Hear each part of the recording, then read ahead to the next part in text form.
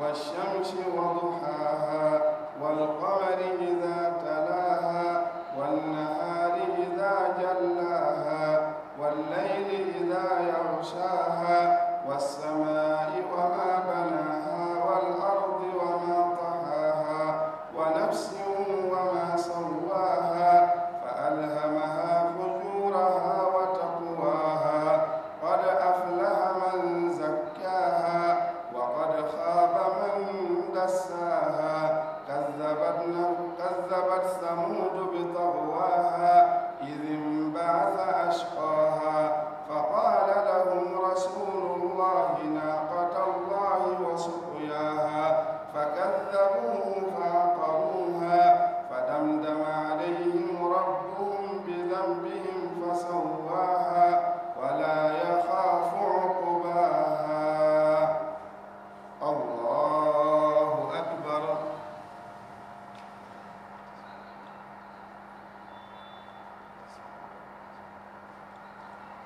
سمع الله لمن حمده.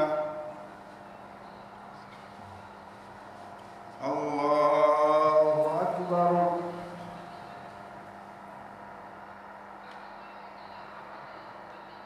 الله أكبر. الله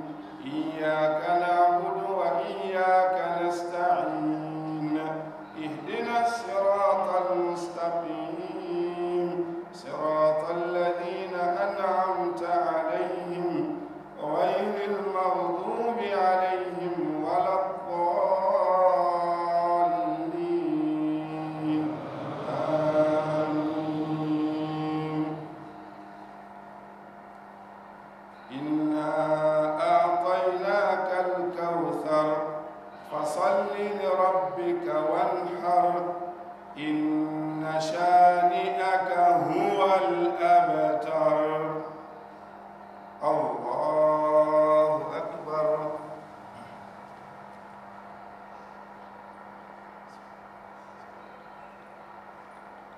سمع الله لمن حمده.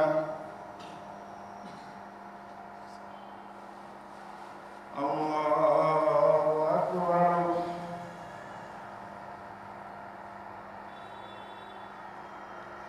الله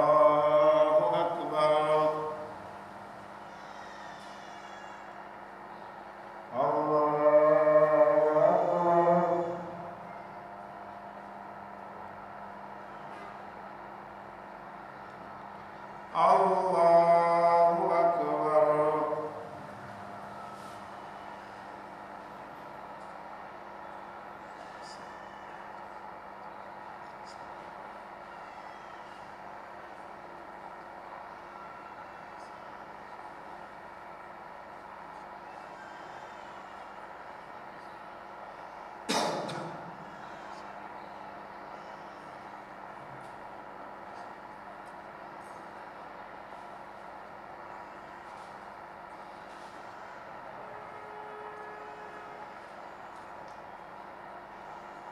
السلام عليكم ورحمة الله. السلام عليكم ورحمة الله. لا شريك له وأشهد أن محمدا عبده ورسوله. يا أيها الذين آمنوا اتقوا الله حق تقاته ولا تموتن إلا وأنتم مسلمون. الله أكبر. الله أكبر. الله أكبر. الله أكبر. الله أكبر. الله أكبر. لا إله إلا الله. الله أكبر. الله أكبر ولله الحمد. الله أكبر.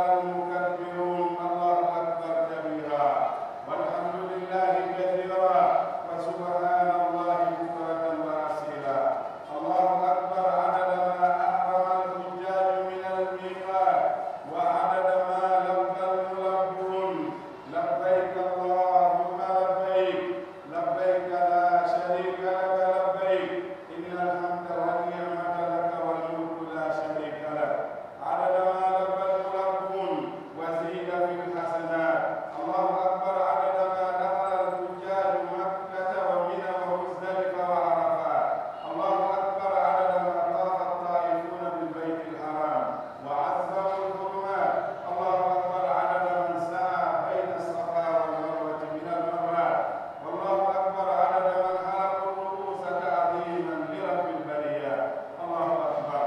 الله أكبر الله أكبر لا إله إلا الله الله أكبر الله أكبر ولله الحمد أيها المسلمون عباد الله اتقوا الله تعالى حق التقوى في السر والعلن فإن تقوى الله خير زاد يتزود به العبد للدار الآخرة فقد قال الله تعالى وتزودوا فإن خير الزاد التقوى واتقون يا أولي الألباب وقال تعالى يا أيها الذين آمنوا اتقوا الله ولتنظر نفس ما قدمت لغد واتقوا الله إن الله خبير بما تعملون واتقوا يوما ترجعون فيه إلى الله ثم توفى كل نفس ما كسبت وهم لا يظلمون أيتي الله سبحانه وتعالى ينجون إلى محمد صلى الله عليه وسلم إذا يأتي الله تبارك وتعالى إليه جلد ذوقي عيد الأضحى المبارك الله سبحانه وتعالى توين ديدو يوتوين كالدو بكوي الله جبان ديدو مجد وعدكم ويعلمون مكة بجمندي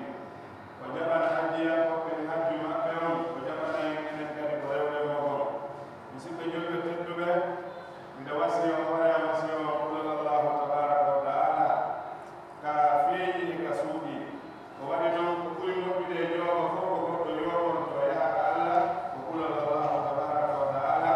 الذي يوم كل مبدئ يوم وقل الله تبارك وتعالى ويقول لنا نجوم حق الله الله سبحانه وتعالى يقول إن الله يقول الله تبارك وتعالى وبين دار وهو الله وتعالى لوقت منكم وهو تسوي جنبه سنادي ولو أدنى وقل على مثلا جلد ولا على مسك جلد تندوه أن يقول الله تبارك وتعالى وودغول والله سبحانه وتعالى يمري أشك الله سبحانه وتعالى هدي ودون دويته كل الله تبارك وتعالى ولا سيدنا علي بن أبي طالب نوفر تقوى الخوف من الجليل والعمل بالتنزيل والاستعداد ليوم الرحيل والقناعة بالقليل وهلقل الله تبارك وتعالى قل لترى دفتر مكونين يوندي نرى سيدك الله سبحانه وتعالى جوني دونكم ondigi hebila no nde nyalande nde tultata nyande go ko boyuda do wo anototo jomi ma nde nyalande don hino hana hebilanede Allahu akbar Allahu akbar Allahu akbar la ilaha illa Allah Allahu akbar walillahi alhamd musibbe julbe teddube o aduna do eto den odo masalan jemma e nyalorma on ko magasin jemma ardo o doyti balde maden nyalorma ardo o doyti balde maden jojudo wo ko darugol jemma ko wawa wadande don hoore ma ko tawoyta tawa nyande wonki makin ara jettede o ko wiyete ko ya an yo wonki dejuki moƴƴuki rutto ka joomi ma ka welti do weltana do kadi ko wonnoda e wadde naatu e jeyabe Allahu tabaraka wa taala naata ya ka janna o yani ka aljanna Allah yo Allah subhanahu wa taala wadu en mabbe musibbe julbe ndedo nyalande no jeya e nyalormaaji burdi mawnude edi Allahu tabaraka wa taala tagi on andi de balde sappo arane ka donkin en wadi khutbaaji en waajige fimu nela sallallahu alaihi wasallam be maagi ala nyalormaaji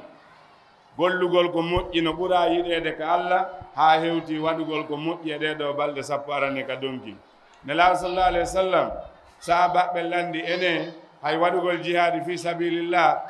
nelaɗo maki hay waɗugol jihadi fi sabilillah si wona gorko o yaltida e wonki makko kin e jawdi makko nin hara o ruttodaki ɗon hay e hunde on noon ɗum waɗata ko ɓuri moƴƴude e waɗugol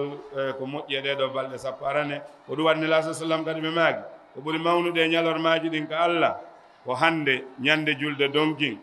e si tawi woni hajjiyankoɓe ɓe weddoyike kaaje maɓɓe ɗen ɓe arti mina ɗiɗo ñalormaji ɓuri mawnude ko allahu tabaraka wa taala oɗo kadi ibnul qayim o wi ko nde ɗo ñalande ɓuri moƴƴude ko allahu tabaraka hajju mawɗo on ko hande musidɓe julɓe hanki hajjiyankoɓen koɓe ñalli ko mina ɓe ari ɓe waali musdalifa ɓe hocci ɗon kaaje ɗen ko hande woni yawmul hajjil akbar hande ɓe immoto musdalifa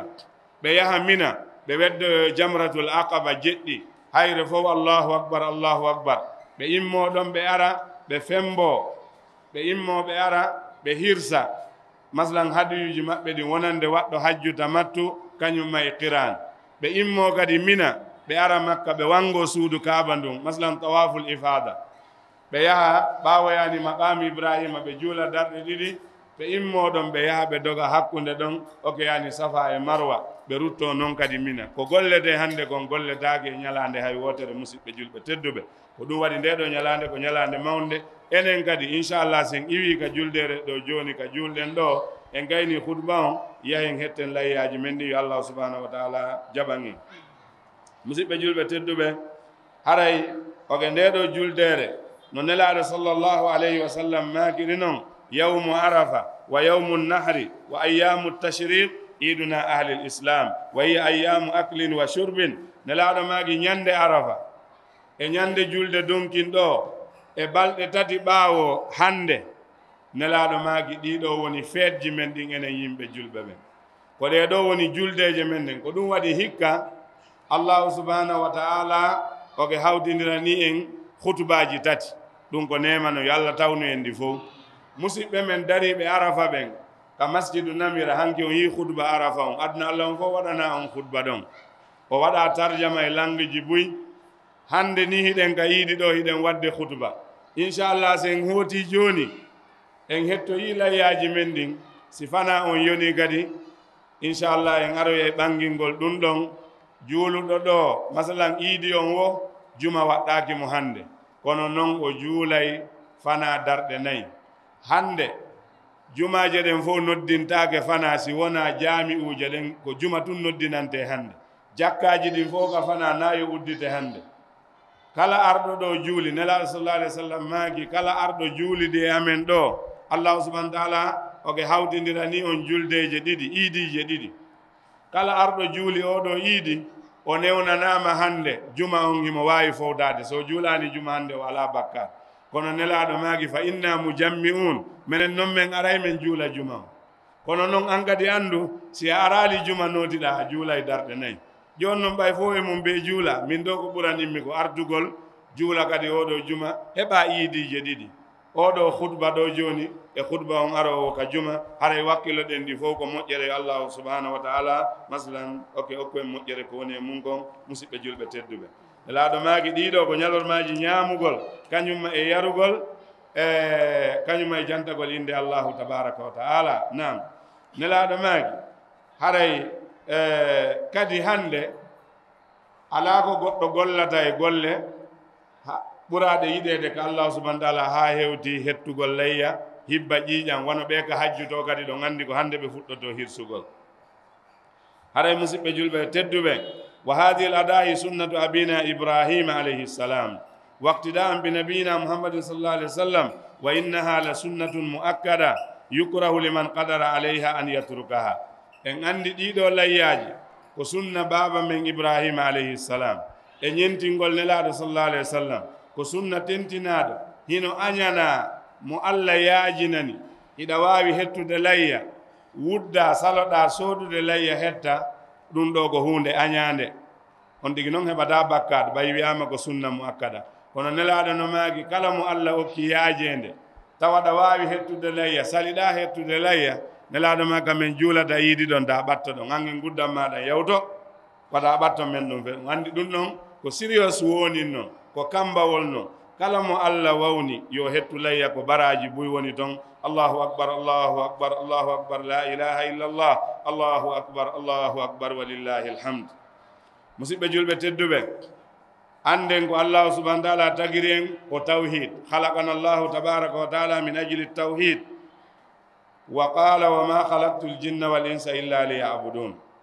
وإن فيما شرع لنا في يوم النهر وأيام التشريق ما يذكرنا بهذا الواجب العظيم الذي خلقنا الله تعالى لأجله وهو التوحيد. فمن شعائر التوحيد التي شرع الله لنا في هذا اليوم وأيام التشريق ذبح الأضاحي لله تعالى، فإن أول ما نبدأ به يومنا هذا هو ذبح الأضاحي. مسيب جلب تدبه أعظم ما أمر الله به التوحيد، بوري مونو ديكو الله يمري كونكو ووتين دينغول، وأعظم ما نهى عنه الشرك ko Allah ɓuri maslan ko ɓuri mawnude ko Allah haɗi gon ko kafudugol mo. ɗen duwa andude ko honnu woni tawhidi wotinɗinen Allah, hiɗen duwa andude ko honnu woni shirku woɗɗitoɗen ko wannon ko on ɗon woni bakkatu goto mo maydi e mum tuubali Allah naaɗoyemo ga yiite ko ton o luttinte yo Allah subhanahu wa taala dandu en. haray nde juldere ɗo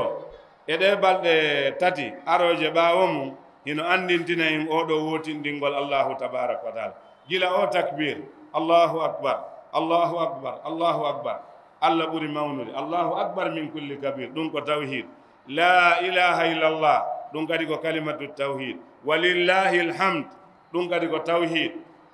la ilaha illallah hanki ka arafa, la ilaha illallah wahdahu la sharika la lahu lmulku wa lahu lhamdu wa huwa ala kulli shay'in qadir. e ka weddagol jamarat Allahu akbar e siɗa wangade suudu kaaba ndun hakkunde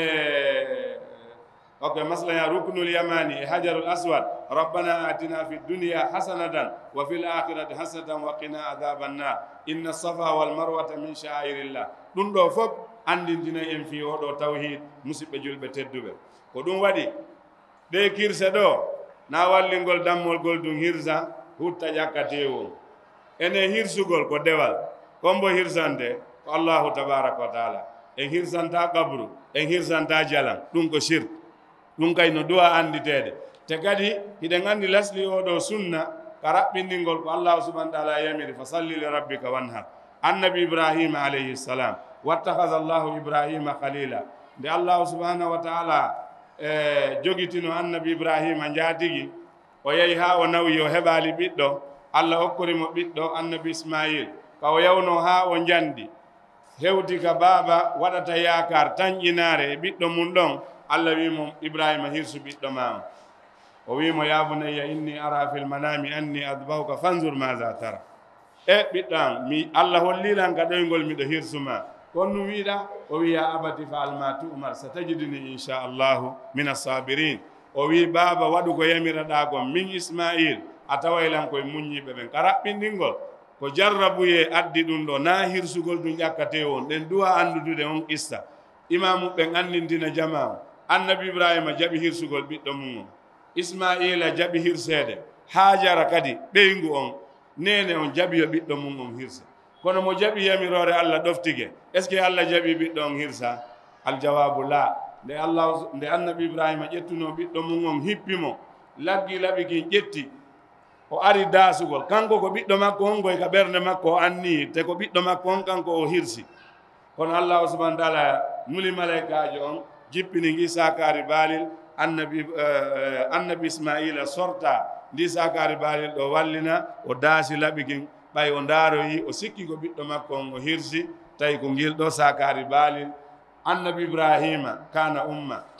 oɗo ko jooma tawhid wotinɗinɗo Allahu tabaraka wa taala. o wakkilige hirsugol ɓiɗɗo makko on o yani o heddoda e Allahu tabaraka. on nun jangeten ɗo Allah subhanahu wa taala yo ɓurane jawdi ma ndi, yo ɓurane bolonda ma on, yo ɓurane baba en ma e nene ma, yo ɓurane haysi ko ɓiɗɗo ma bajjo heddoda e Allahu tabaraka wa taala. ko ɗum woni o sunnatul uduhiya ɗo. haray Allahu tabaraka wa taala o daali wa fadaynahu bi dhibin adim min sottiri annabi ismaila kirse mawnude. haray ko on sunna ɗon wonɗen e ñentinde ɗo ɗum ɗo kadi koye mandeji masalan e kaɗo dina. Allahu akbar Allahu akbar la ilaha illallah Allahu akbar walillahi alhamd Allahu akbar kabira walhamdulillahi kathira wa subhanallahi bukratan wa asila. Allahu akbar la ilaha illallah Allahu akbar walillahi alhamd. musidɓe julɓe tedduɓe, nde ɗo ñalande ko ñalande iidi, ko ñalande welo welo. nelaɗo sallllahu alayhi wa sallam ɓe wi yimɓe fof alyahuda no mari iid ɓe mari feet, annasara no mari feet. nelaɗo maagi hande woni feeto men ngo. hande ko fijugol jala weltina ɓeygure mun ɗen kono hara na woopugol allahu tabaraka wa taala andudu no woodi ɓe juuluduno ɗen rowani allahu subahana taala tawnaali ɓe hikka waɗen contrôle fayɓe ɓen ne en ɓeygure nden e dow kaɗo diina allahu tabaraka wa taala ñewugol fi juldere nden no moƴƴi kono ñoogol ngon naya woopu en allahu tabaraka wa taala naya ndaarugo rewɓe ɓen faala dum fembagol ngol kadi onon sukaɓe ɓen na ko faalaɗa o fembotoɗa nelaɗo sallah sallam no haɗi fembugol yani yoga e hoore nden acca ndeya sa ɗuytay a ɗuytay fof sa fembay a fembay fof kono fembugol ɗo accaɗa ɗum ɗo ko nandintinagol e ɓeeɗo heeferaɓe renoɗen musidɓe julɓe tedduɓe anden kadi kaɗo diina dewal si allahu subahana taala jaɓay ngal ko ɓe laɓɓinana allahu tabaraka wa taala ñentina nelaɗo sallllahu alayhi wa sallam haray hande nde ɗo juldere no arirɗen juuluɗen ɗo ni heɗitiɗen oɗo hutuba si gaynama ɗo joni imam on hirsay layya on nelaɗo sallallahu alayhi wa sallam ɓe maki ko adotoɗen fuɗɗorade nde ñalande men ɗo ko juulugol iidi on waɗen hutuba on tuma aren hirsen layyaji men ɗin nelaɗo maki kala waɗirɗo ni haray kirse makko ɗen timmi o heeɓi layya o hawrodiri e sunna julɓe ɓen kala hirsuɗo oɗo layya ko adi juulede haray yo andu ko tewu tun o heɓi ndawal tewu julde o heɓi kono haray o heɓani layya wattanen yiila e ɗum laawol ngol arduɗen ngol hotiren laawol gongol go musidɓe julɓe tedduɓe hande hiɗen welti hiɗen jogii welo welo kono anditen musidɓe men no Palestine hino Gaza en yii ko ɓeeɗo wona e waɗede gon hiɓe bombede hiɓe wareede hiɗen tori yo allahu subahanahu wa taala fottindi julɓe ɓen wallito ɓeeɗo hara ɓe mulani ɓe samnati ɗum ɗo ko addi ɗum ɗo ko julɓe ɓen acciti wa atasimu bi hablillahi jami'an wala tafarraku si julɓe ɓen fof woni no hunde wotere ɓe woni no nene goto baaba goto ɓeeɗo alyahudaɓe ɓe wawana julɓe ɓen haye hunde kono ko masalul arabi ukiltu yawma ukila sawrul abiyat haray musidɓe julɓe tedduɓe ndi leydi ndi wonɗen ɗo Gambia yo allahu subahanahu wa taala ɓeydan en jammon allahu subahana taala ɓeydana en ɓuttu on allahu tabaraka haray kadi masalan e inde muassasatul huda haray ɗen jarna onon musidɓe arɓe juuli ka masjidu tawba ɗo en yejjitata kadi du'anagol jooma nde ɗo juulirde alhaji mouhammad sellu diallo haray yo allahu subahana taala hinno ɓe yaafo waɗa aljanna werde maɓɓe ko ɗum ɗo woni masalan ƴoƴugol ɗo ko ronete o ɓiɓɓe ɓe ronata nde ɗo juulirde o iidi ko wona e juulede ɗo en tori jama on inchallah en waɗanayɓe ɗo du'a yo allahu subhanahu wa taala ɓeydan ɓe ɓuttu kañumma e aafiya masalan e ardiɓe julɓe ɓen fof allah waɗa barke e ɓeygure maɓɓe nen e jawle kala ko ɓe acci ɓaawo yo allah waɗanɓe ɗum ɗo masalan sadaka tan jariya allahumma gfir lahu warhamhu wa afihi wa afu anhu wa akrim nuzulahu wa wasi mudhalahu wa naqqi min adzunubi alkhataya kama yanaqqa thawbu alabyadu min addanas haray huɗa on no weltani on balle ko wonɗon e waɗude kon e juulirde nde nanguɗen nden anden alhamdulillah rabbil alamin balle ɗen no arde kono ha joni golle ɗen gasani kono ko wonɗon e moɓidirde ɗo jonnon oustaz yaya en oustaz ibrahima khalil haray no hewtoyde golle ɗen kadi hino kontini haray on jarama on weltanama haray ɗen hiwro kadi e nde ɗo juldere hi excellency président adama barrow kañum e imam ratib on e oɓe wonan ɓen ka supreme islamic council iɗen wiyaɓe fof masalan iidukum moubarak taqabbalallah minna wa minkum salih al amal musidɓe julɓe sikke o ala hande juulugol ngol hino selli ko hanki dariɓe arafa ɓen dari enen ɗo fof ala musidɗo mum yahali makka ala musidɗo mum enen e men ɗo daraki arafa ɓe darike arafa selli enen en hoori hanki yo allah subahana taala jaɓan en nelaɗo maki mo hoori ñalande arafa allah yafantomo bakkatu duuɓi ɗiɗi hitande yawtunode hitande wonde arde sen hoori hanki selli ɓe darike arafa selli arafa ko ñande jeenayi e ñande hajjiyanko ɓen dari arafa sen juuli hande musidɗo ɗum ta goɗɗo hiɓoy sikke ɗum nde moƴƴere ɗo kadi ta gooto haɗende hino juldeje ɗiɗi oɗo juma kañumma e oɗo iidi haray yawmu arafa ko ñande jeenayi yawmu arafa ko ñande hajjiyanko ɓen dari arafa arafa ala Gambi ala Sénégal ala Guinée Conakry arafa ko makka tun woni kaɓe dari toon horuɗen hanki juuluɗen hande yo allahu subahanahu wa taala jaɓan en haray supreme islamic council kadi ko noddata julɓe ɓen fof ko wa'tasimu bi hablillahi jami'an wala tafarraqu kon ñu ngeen dokkel ñëpp ñu ngay ñaan yàlla subhanahu wa taala mu nangul ñu suñu julli bi ok déwénati fekkee nañ ko ren ok yàlla nañ ko fekkee ay at yu bëri ñu ngeen ndokkeel masalan président bi ak masalan government bi ak masalan imam ratib ak ñi nekk Supreme Islamic Council bi ak jullit ñi nekk ci biir Gambia yëpp Eid Mubarak taqabbalallah minna wa minkum allahumma ij'al dawlata Gambia aminatan mutma'inna sakha'an rakha'an wa sa'ira biladil muslimin allahumma aminna fi awtanina wa asli a'immatana wulata umurina allahumma salli ala muhammadin wa ala ali muhammadin kama sallaita ala ibrahim wa ala ali ibrahim wa barik ala muhammadin wa ala ali muhammad kama barakta ala ibrahim wa ala ali ibrahim innaka hamidum majid subhana rabbika rabbil izzati amma yasifun wa salamun ala al mursalin alhamdulillah rabbil alamin shukran lakum jazakumullah khairan